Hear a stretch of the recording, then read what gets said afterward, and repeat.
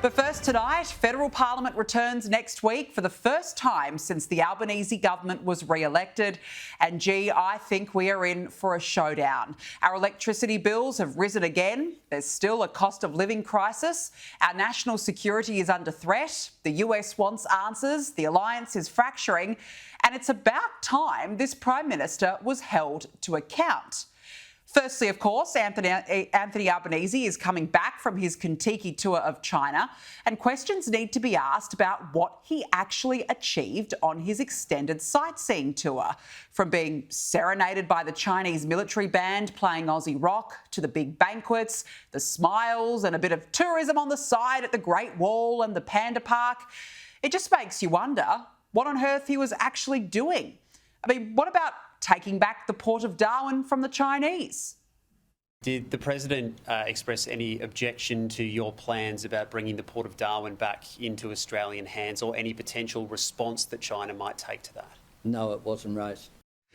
No, not important enough, apparently, to be raised with Xi Jinping. What about the live fire drills off our coast? Did you seek assurances that Australia would be better informed in future about the PLA's Navy in Australian waters, and has China asserted its right to free navigation in those waters? Yes, to the former. And secondly, in response, of course, it was President Xi said that China engaged in exercises just as Australia engages in exercises. Oh, well, that settles it then, doesn't it? It was all above board. The coalition is again asking questions today. We don't know if there was a serious discussion about the sale of the Port of Darwin.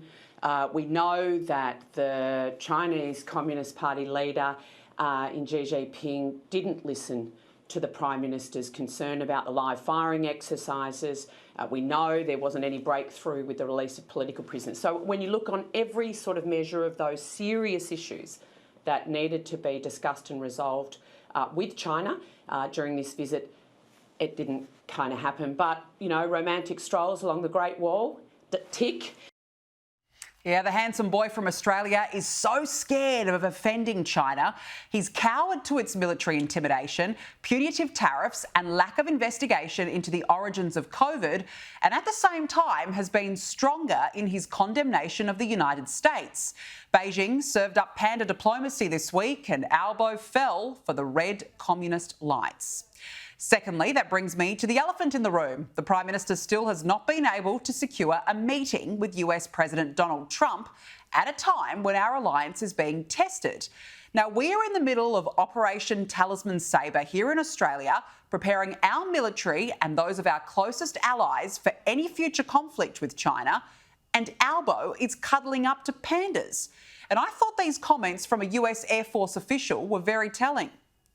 What we're seeking is a world that is rule-based order, where the Asia-Pacific is safe and secure. And compare that with the optics of Albo whining and dining with our greatest strategic threat all week, who could not give a toss about a rule-based order. And it's now 4 meetings, of course, with China and none with Donald Trump. Thirdly, of course, the cost of living crisis in this country remains. Our energy bills jumped 10% on July 1, despite Labor telling us our bills would go down under the renewables-only fantasy. Major renewables projects are crumbling day by day.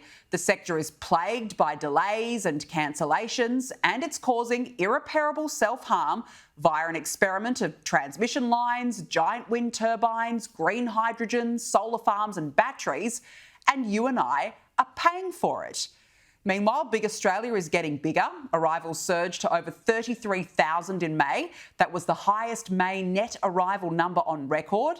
And if current trends continue, net permanent and long-term arrivals could reach almost 600,000 by December.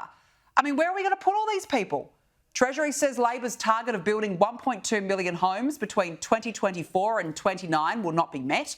So Labor's failed to deliver a single housing target, yet ramps up migration.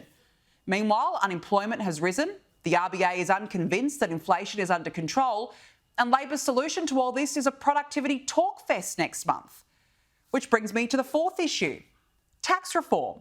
Now, there's no doubt Labor is buttering us up. These leaked Treasury documents are rarely accidentally leaked. But according to leaked Treasury advice, Labor has been advised the budget cannot be fixed without raising taxes and cutting spending. Now, we've been warning about Labor's excessive spending for some time, but this advice from Treasury would have been well known before we all went to the polls, so it's all well and good for Labor to announce a productivity roundtable and use it by stealth for inevitable higher taxes. In fact, former Treasury boss Ken Henry told the National Press Club this week, unless there is more spending discipline, there's only two options: increase taxes or grow the economy faster. If we continue on that trajectory, as we said in 2002, we will have no option but to raise taxes, and quite significantly by several percentage points of GDP. So that's the other side of the budget story. Or cut spending. Or cut spending. And don't forget, Labor's already leaving us with $1 trillion of debt, and the only way out is higher taxes or rapidly growing the economy. Labor has already started with super tax targeting unrealised gains. So let's see what's next under the guise of a productivity roundtable. Then, of course, there are ongoing issues plaguing the childcare sector amid allegations of sexual abuse. The Envoy's special report into anti-Semitism, which looks set to sit on Albo's desk for months. And now we hear about Labor's latest push to censor the internet. We'll soon have to hand over our ID just to do a basic Google search. So look, let's hope the Liberal Party are done with talking about themselves, bickering over gender quotas and pre-selection, and finally start holding this government to account.